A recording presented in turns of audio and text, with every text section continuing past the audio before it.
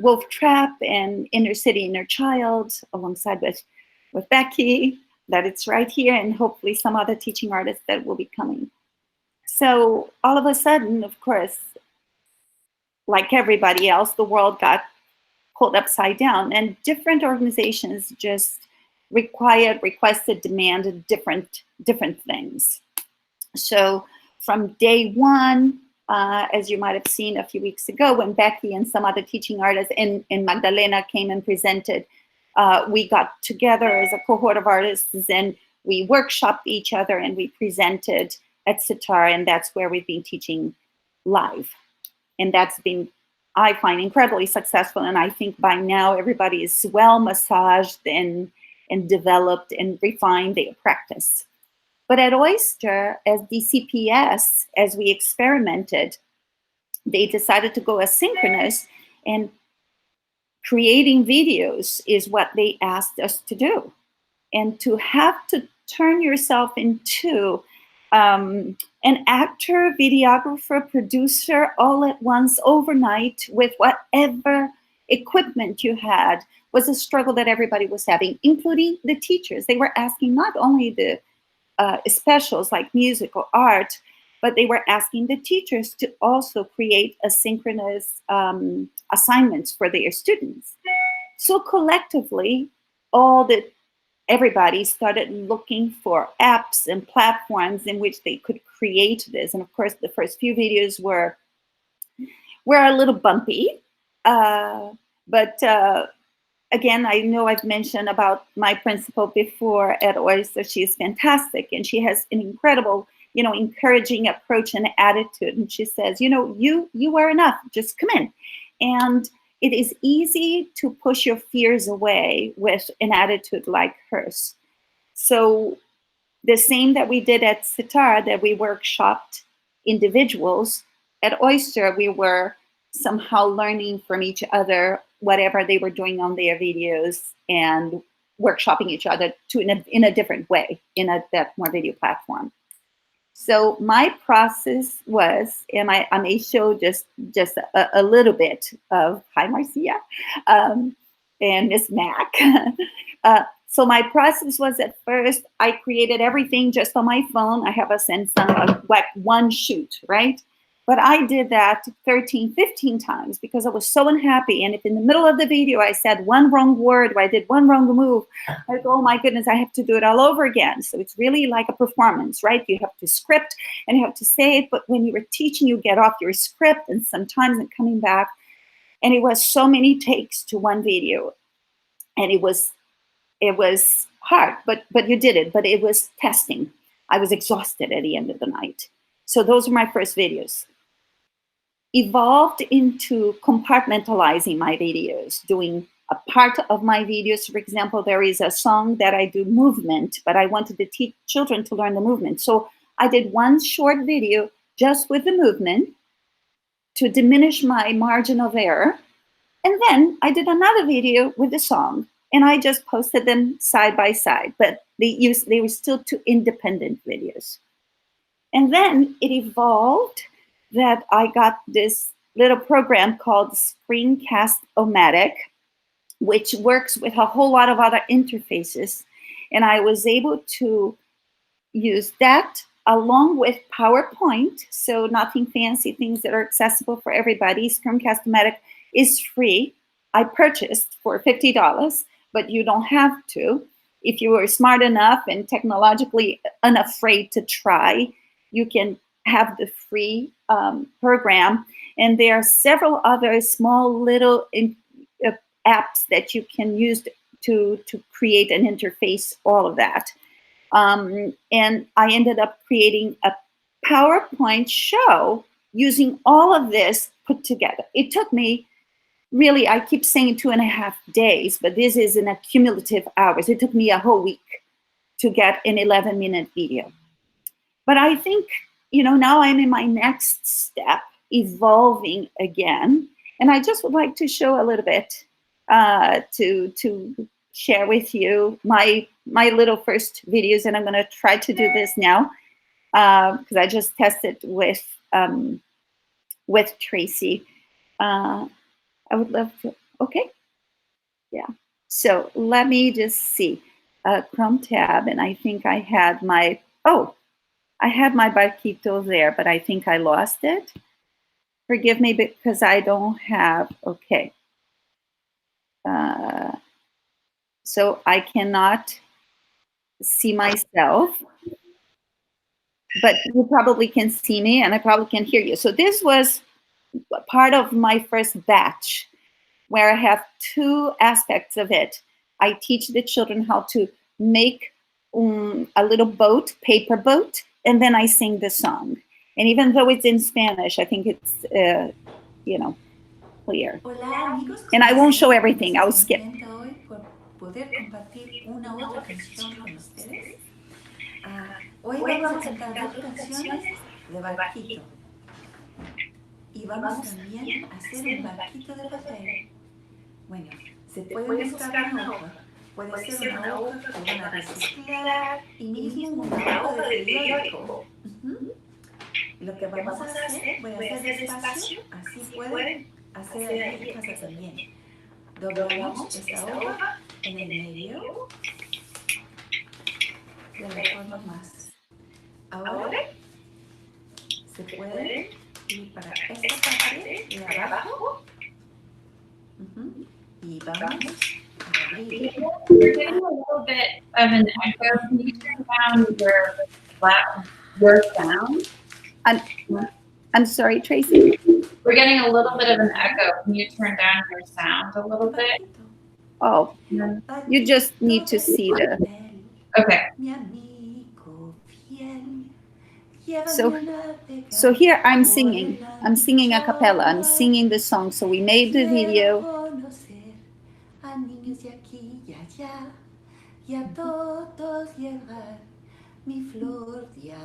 Okay, and then I sing another song with a little boat. And I cannot tell you, I don't know how to, okay, I have to stop this. Am I correct? You got it. And I forgot how to leave this. But I just wanted to say what I got this as a response. This was one take, one big take. I have to do this. Okay, so this was one big take. And the children, at Oyster, we created classrooms and the students interact with the teachers.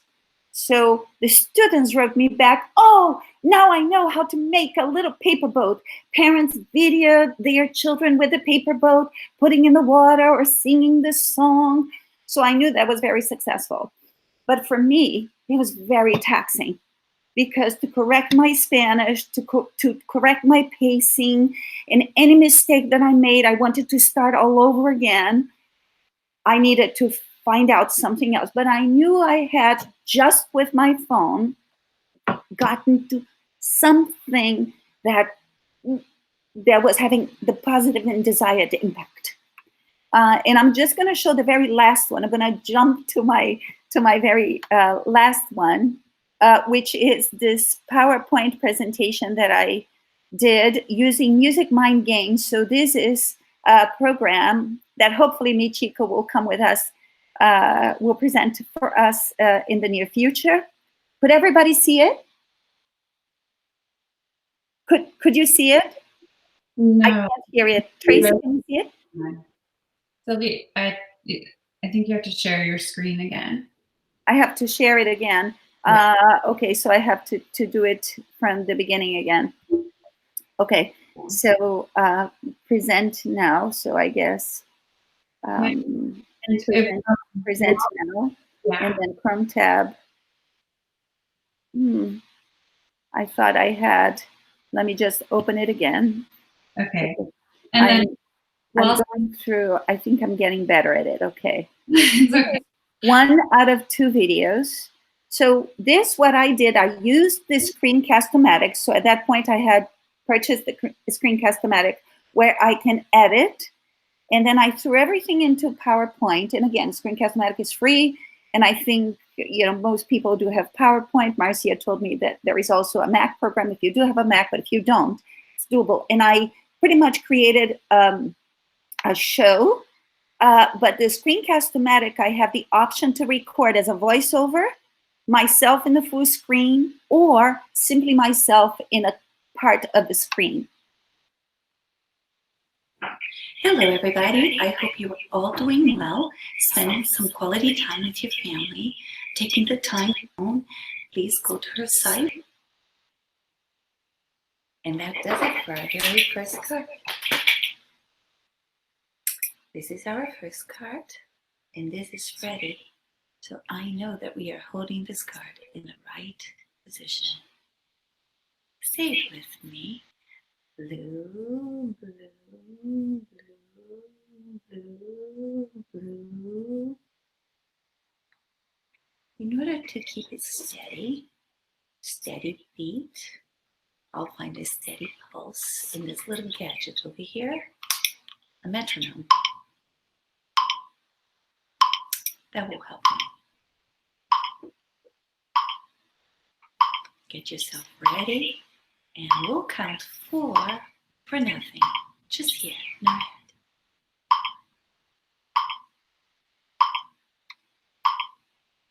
Blue, blue, blue, blue, blue. Did your finger match the beat of the metronome? Wonderful. Now I think you're ready to do it on your very own.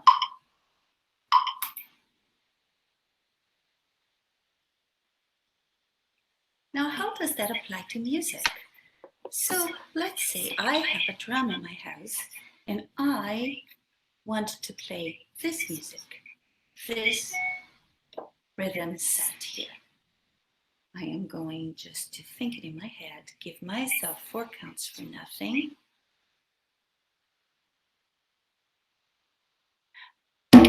You may not have it. Go to the one more time. Anyway, so this is, I just wanted you to see that one merge of the, you don't really.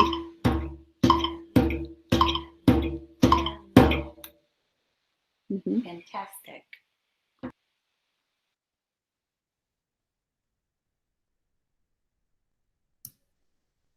Did Sylvia close out of the?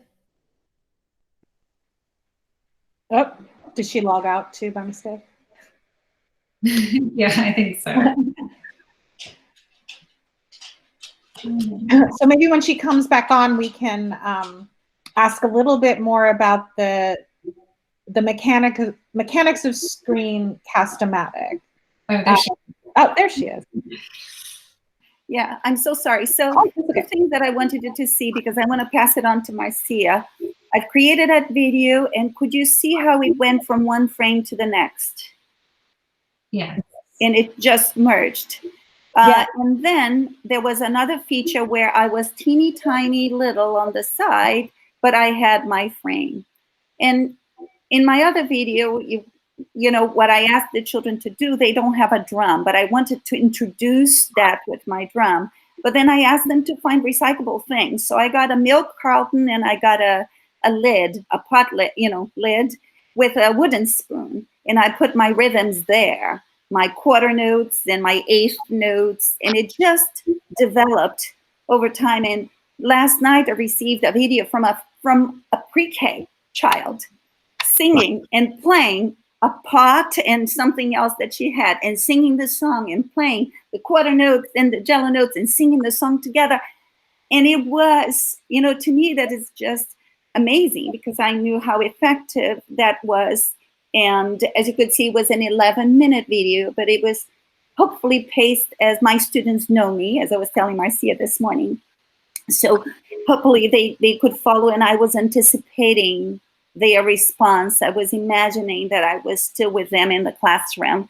But my videos were small. I didn't have a lot of stuff inside one video.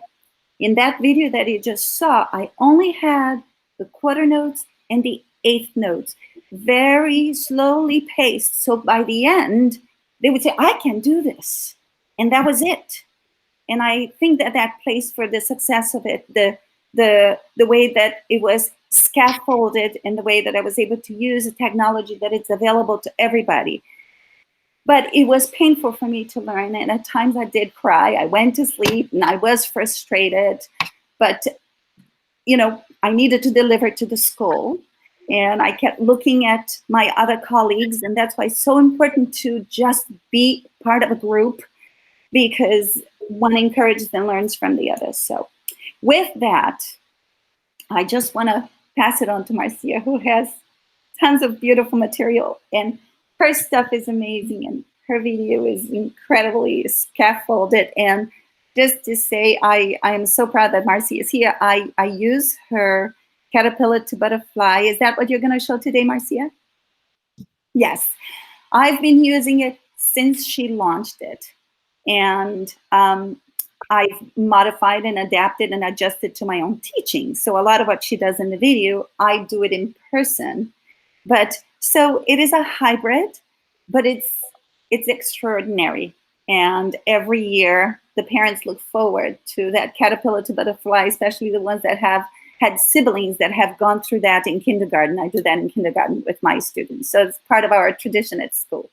So with that, Marcia, Daft.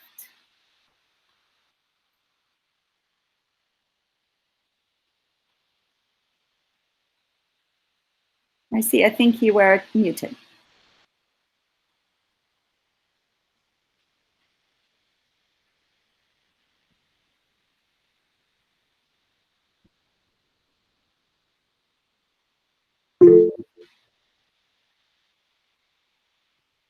I am unmuted, Marcia.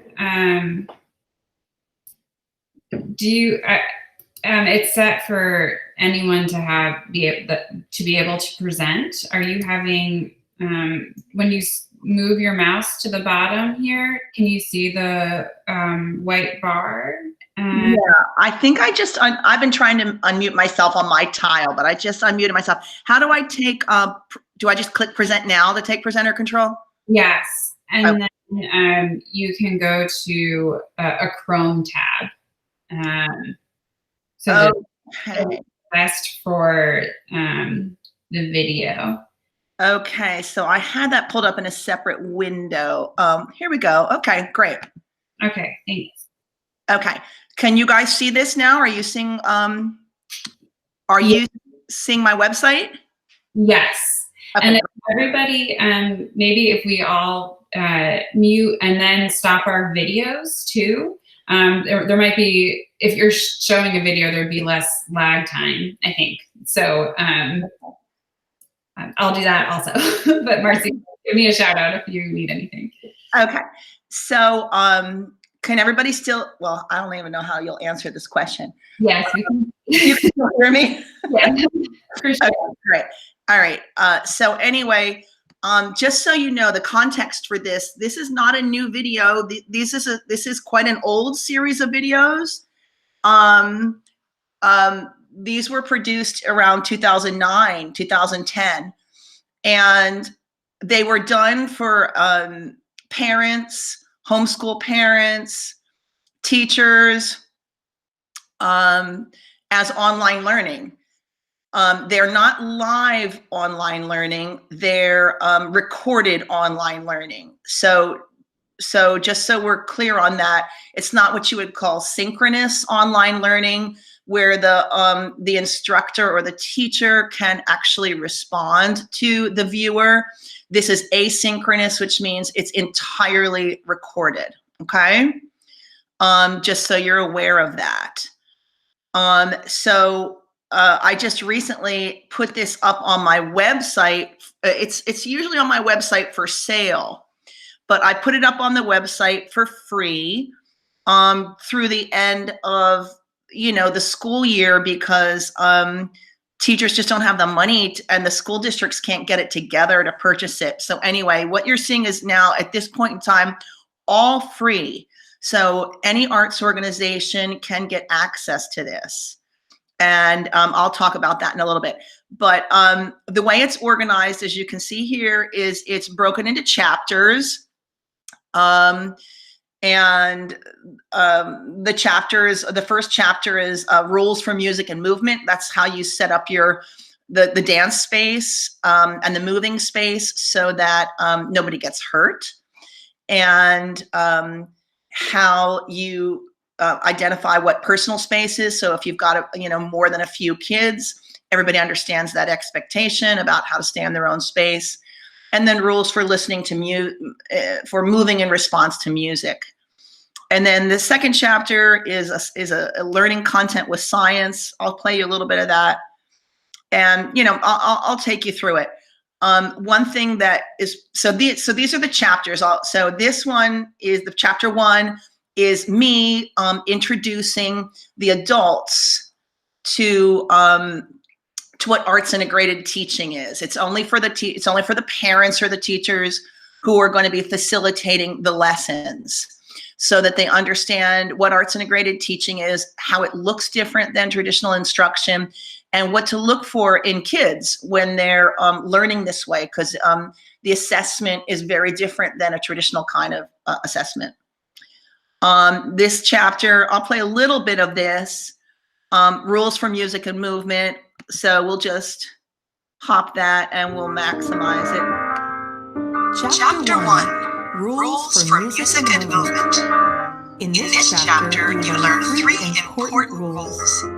Finding the dance space, staying inside your personal space, and listening and moving to music. Hello, friends. So I'm going to go a little through the introductions of the children, so you don't need to see that. Learn about the life cycle of the monarch butterfly. And that's a little introduction from me. I don't think you need to see that either.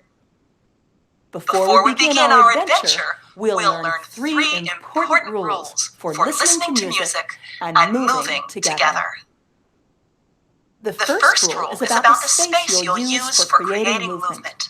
The space should be large and empty, without tables, chairs, or any other furniture that you could bump into. We call this open area the dance space. I already moved the furniture in this classroom, so now we have a large area to move in.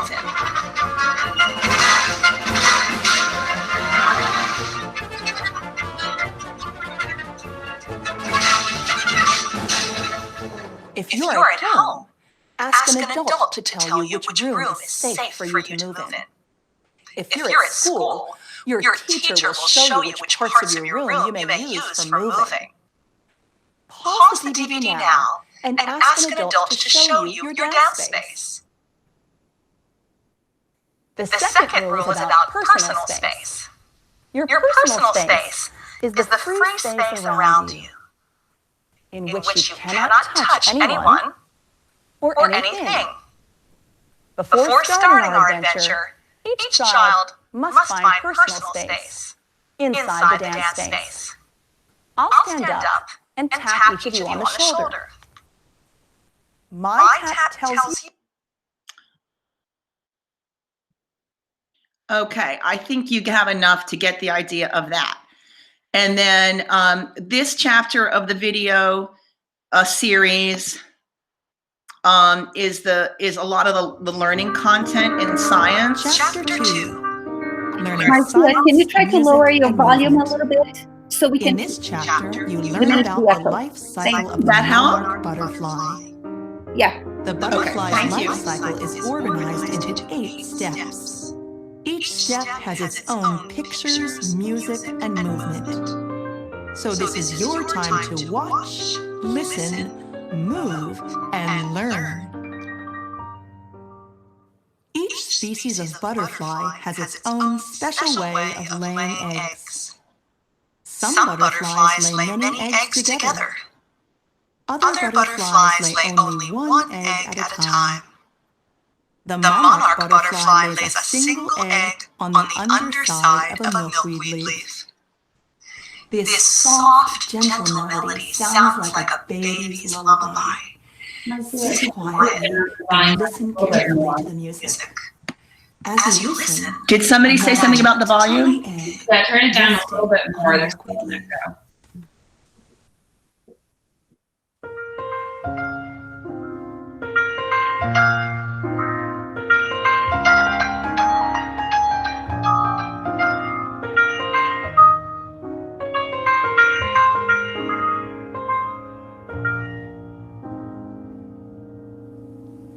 Now it's time to create movement to match the music.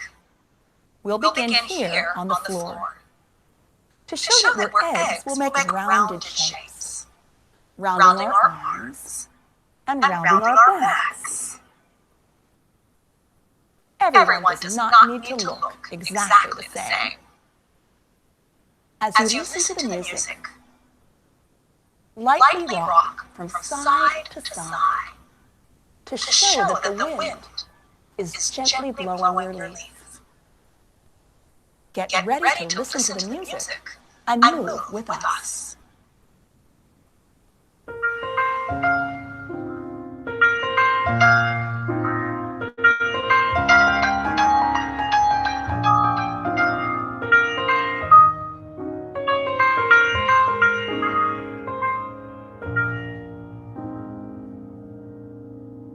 Inside the egg is a larva, a caterpillar, waiting to hatch. When it's ready, Okay, I think you get the idea of that's an instructional chapter. And then in the next chapter, the kids move the whole life cycle of the butterfly with the music and the movement. Chapter 3, Listening, Watching, and Moving.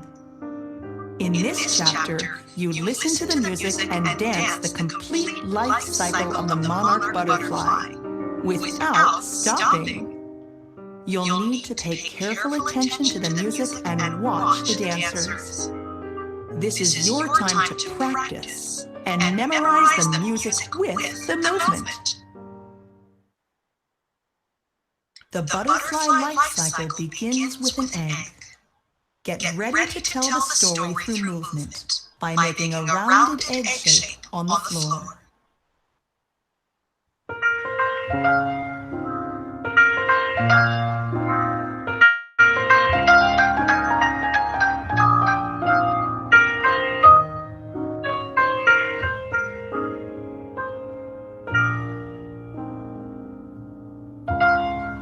Ready to hatch?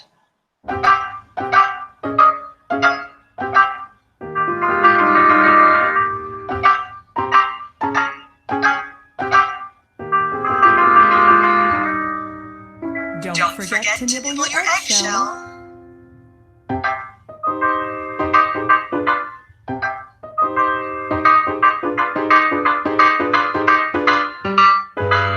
And eat leaves.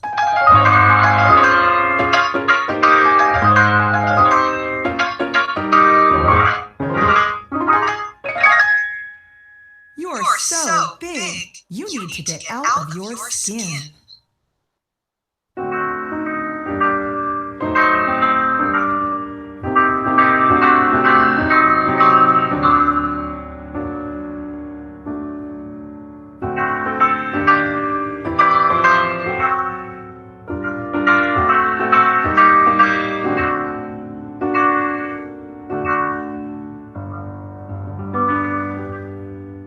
Eat more leaves so you can grow bigger.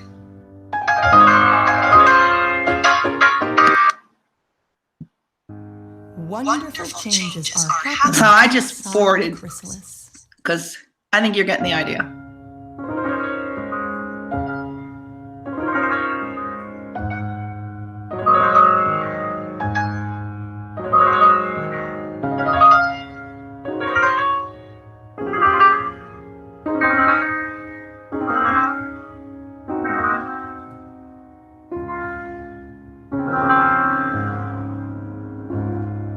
Time to break out.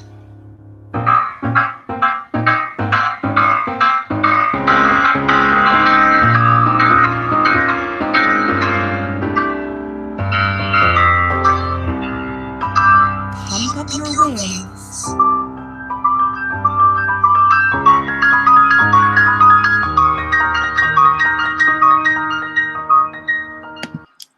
Okay. The next chapter is about how to draw a story map to show your understanding. Drawing story maps. In this chapter, you learn to draw 8 pictures that show each step of the story, caterpillar to butterfly. Hi, friends. It's time to draw. So just, showing how to fold a piece of paper. Then I fold my paper. And then showing how to draw. Stripes. And there's the little feet. And I'll write the word hang.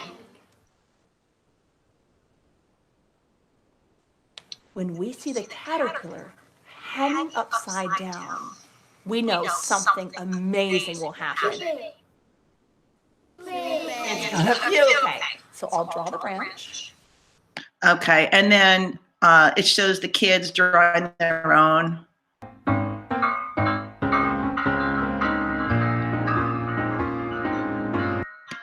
And then the kids talk about what they drew, because you want some variety in what kids do. Incubating the old skin on the branch. It gets into its chrysalis, and you can tell soon it's going to be coming out when you can see through the chrysalis. This is the butterfly. That's the butterfly, and then it coming out of the chrysalis. First there was seed. Grow, grow, grow, grow, grow, grow. Then there was the flower that was saying the end. One special thing about my map is drawing the J shape when the caterpillar hangs it in a J shape because it felt good drawing it. I like drawing the leaf because I like drawing the little bumps on the leaf. Okay.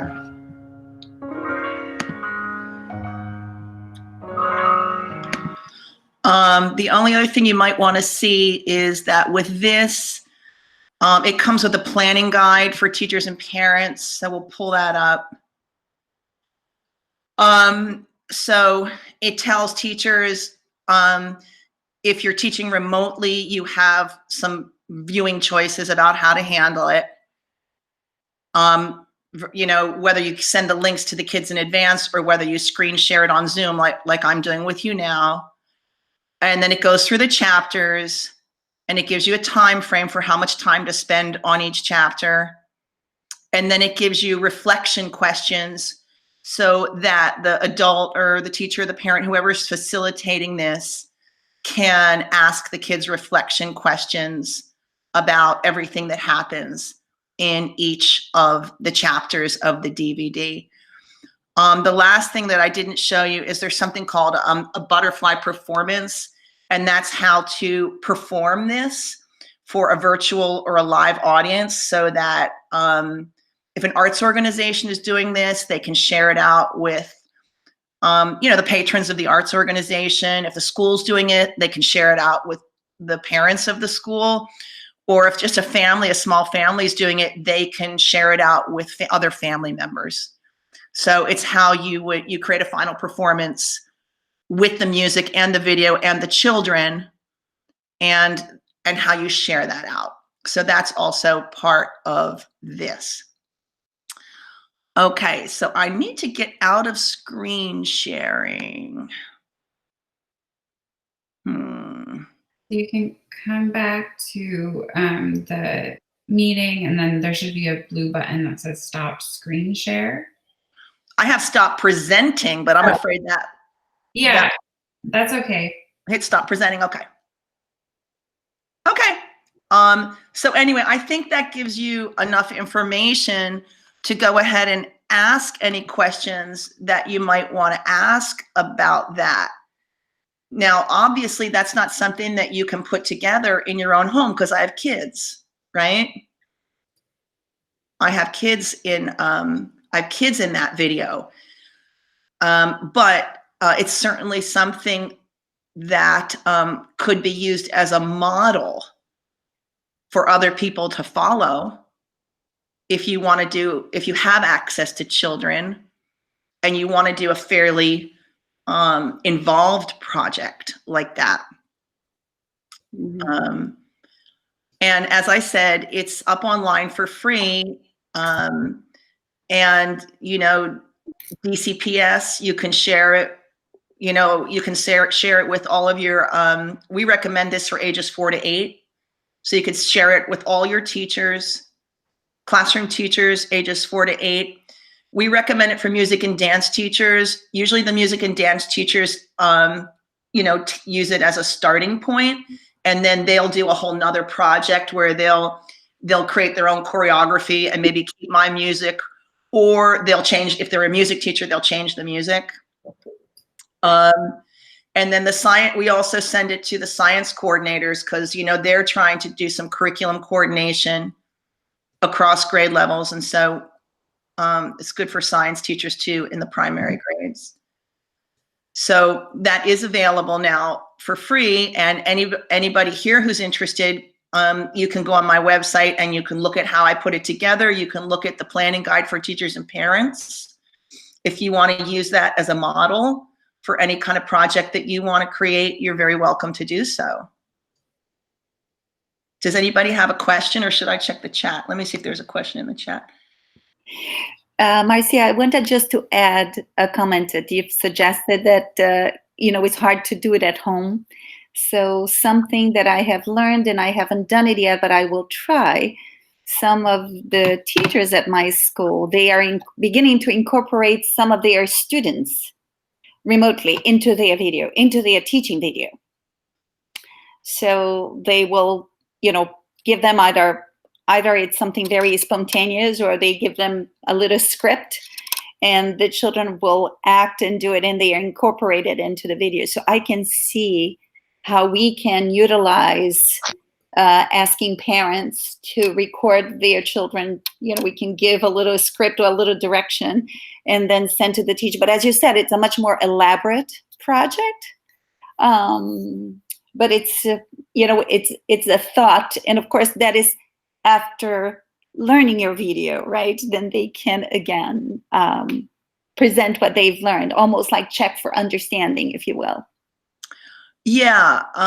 One thing, if anybody's interested in doing it the way Sylvia is recommending, one thing you can do is you can take like 3 or 4 children that are really strong, who will have the tolerance to kind of sit through this, because it's boring. Believe me, they don't like to do it. It was very hard keeping those children in the video going. Okay. So you'd have to go in really small bites, but kids that might have the tolerance for this kind of stuff, and you would practice with them in a live Zoom session. Then you can do a Zoom session where you have 3 or 4 participants, and you do a recorded Zoom session. It'll have you leading it, and then it'll have the kids who are participating in boxes across the top. And then you actually record that, and then you can send that out to other kids. So when the kids are watching, when the other kids who are now your audience are watching the video, at least they see some children on the screen moving with you. Is that making sense? So I find that it's very hard to keep the kids engaged when the adult face is the only one on the screen. That the kids do better if they see other children on the screen moving with you or participating with you. Okay, just a thought. Does anybody have any other things that you want to add to that? Because maybe people are already doing this, and you have something that you can contribute that would be helpful to everybody else.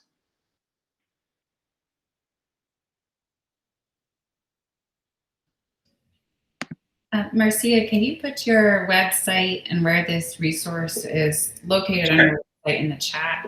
Sure. Okay, this is fantastic. Thank you so much for coming and sharing with us. When I was on the phone with Sylvia, and I think a theme that we've heard throughout some of these calls is that to just try and to just start recording. Sylvia, I thought it was really refreshing how you shared that you were frustrated and it was hard in the beginning, and Yeah, so I don't know, Sylvia, you wanted to touch a little bit on that for your conversation. Well, it is still hard. It was not only at the beginning. It's still hard.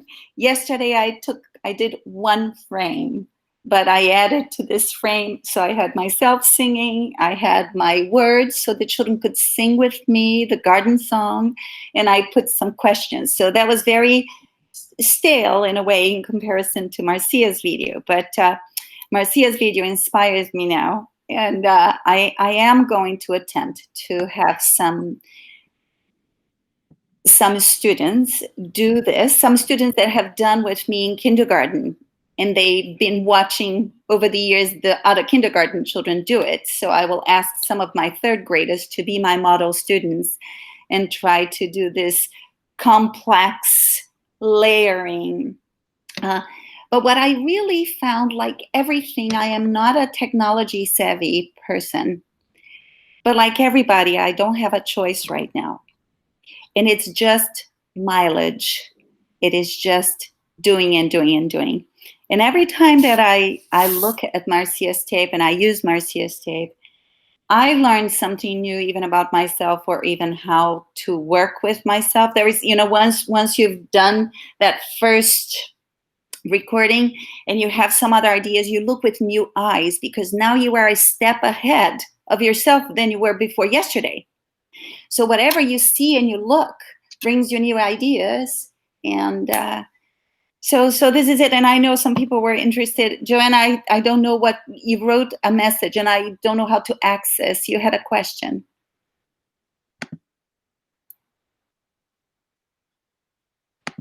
Yeah. So it's on the, Joanna, please unmute yourself if you would like to ask, but it's for future reference, Sylvia. It's on the top, there's like a little graphic. Sorry, this is a new format for us too. There's a little almost, it sort of looks like a thought bubble graphic on the top right, and you can click on that and it will open the chat. Okay, there is the chat. Okay, we don't really ask kids to learn new skills and new content at the same time. I think adults need to give themselves a break with all of this. Well, a learning curve is acceptable. Yeah, the learning curve definitely is acceptable, yeah.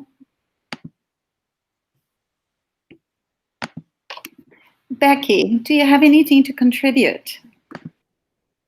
Because I know you've been doing some videos too, and Becky is a dancer.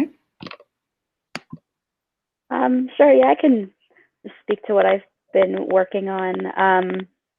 When we first started this whole, I guess, time in March, I just put some videos together expecting to see my students in person again. And reflecting on that, it was very informal.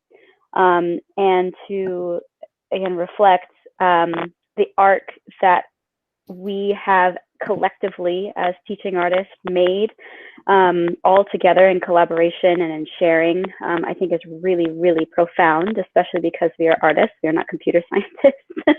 And navigating all of these mediums, like this is my first time using Google Meets, and I was considering using it for a class that I was going to teach later today. And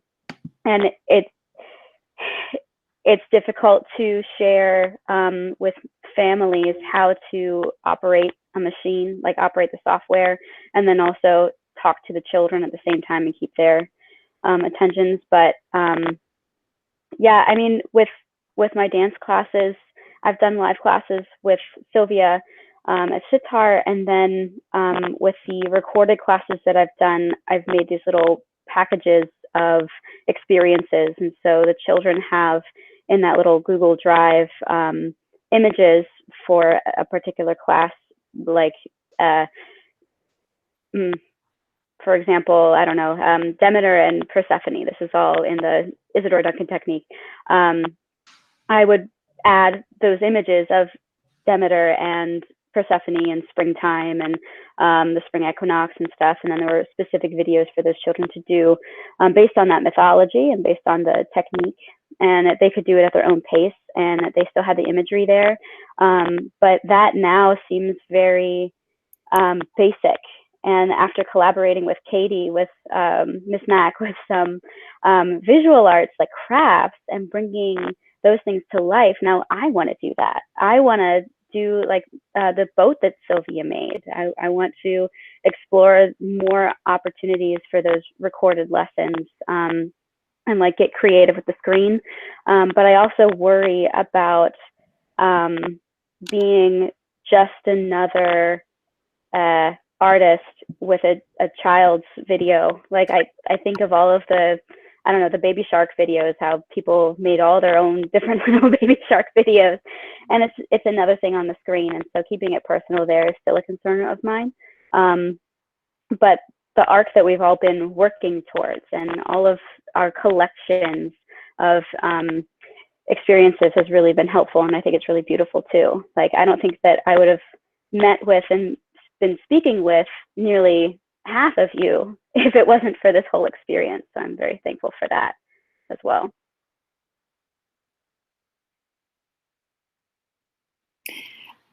If I may share one more time, one more thought. Sorry, I don't want to take too much of the floor time, but another way that I use sometimes a video like Marcia's video in it, is I do it for myself.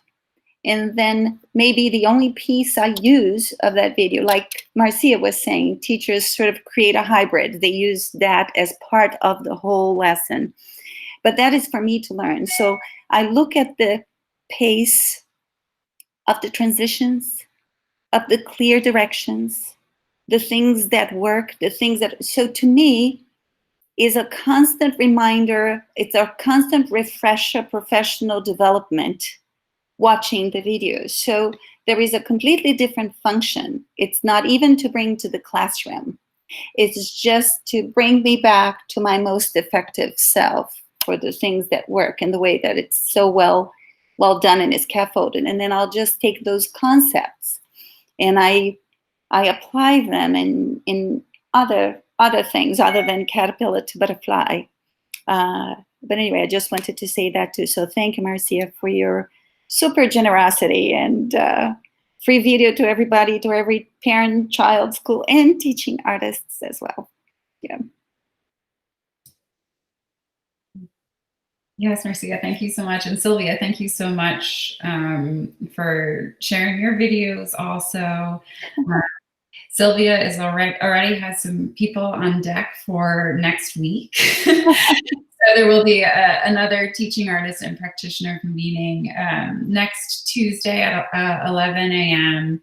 And we'll be sharing all of the resources from this meeting. And now we're able to share the schedule a little bit more in advance. So hopefully, if anyone else wants to sign up to demo programs, please contact Sylvia and I, or Sylvia or me, and we can get you in. I don't know, maybe if Becky or someone wants to share how sharing their programs has helped them, yeah, that would be helpful, and it would be helpful for me when I email our teaching artist and practitioner list to ask them to join us as well. Marcia, one more time I'm speaking. I keep saying I won't, but I can't resist. I don't know if you've mentioned to everybody, I talked to Marcia yesterday, and she said, Sylvia, I just finished my site to be open to the public, like yesterday. Tomorrow morning at 9 o'clock, which is today. Am I right? That's when it went out?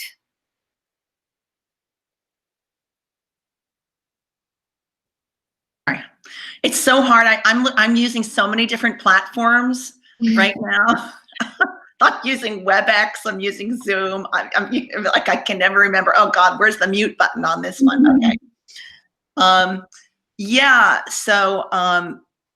So yeah, the other thing that's interesting is if you're working for another organization, or if you're, for example, If you already have the students that you know you're teaching, then usually your instructional videos are for an audience that you know, right? You know the kids, they know you. There's certain protocols and procedures that you have set up.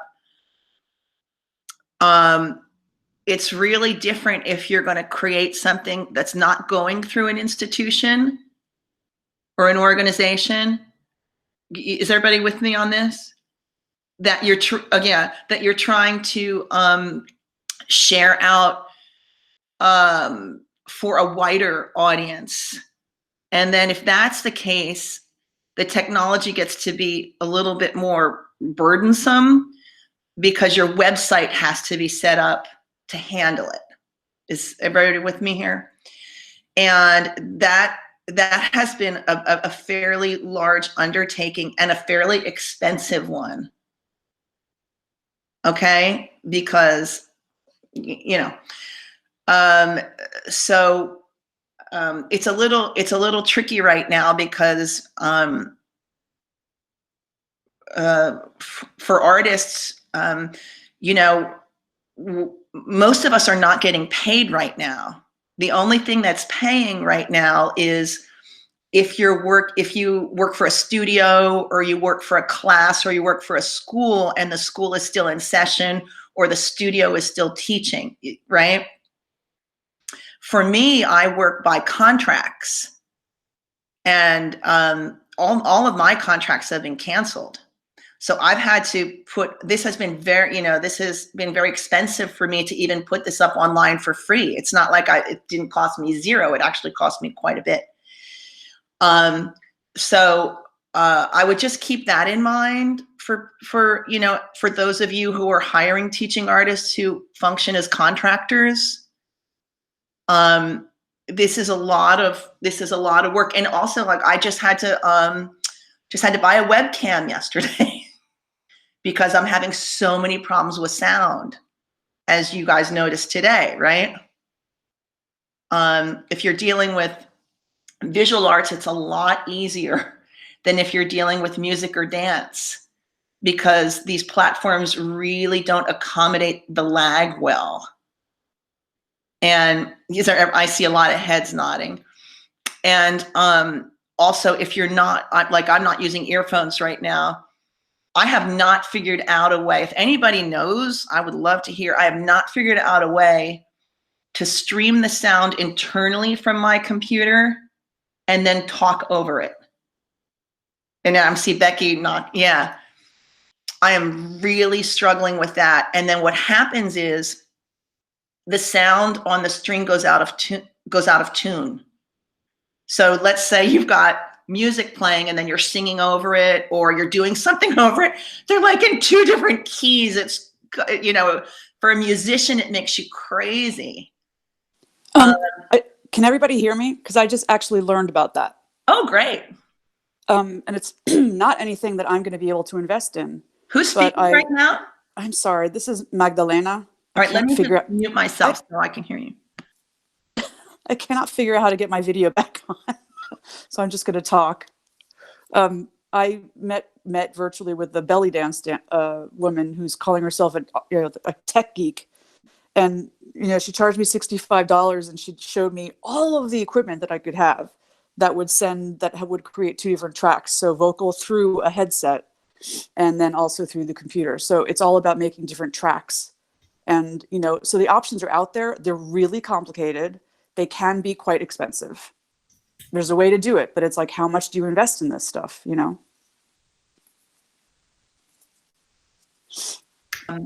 Sorry, I just unmuted myself. Yeah. So yesterday I had to buy a webcam. That was $150. Yeah. I have been told that potentially if you do a combination of earbuds and a webcam, Becky, have you tried that? But the earbuds are another $250. It gets and I haven't even bought the software. Right. So it gets very expensive very quickly. So I just think that the folks who are, producing Producing high quality live teaching is very expensive. It's much more affordable to make a recorded lesson and then send out the link to the recorded lesson, because you have more control over the sound when it's a recorded lesson. Is everybody in agreement on that? It's just not interactive. That's the, I can't take it. I mean, I know I might have to do it, but it's just really hard. Yes, I agree. And that's the other issue for those of us who are in this world is we probably got into this because, well, we love our art form for starters, but we also love children. And loving children is a huge motivation for the work.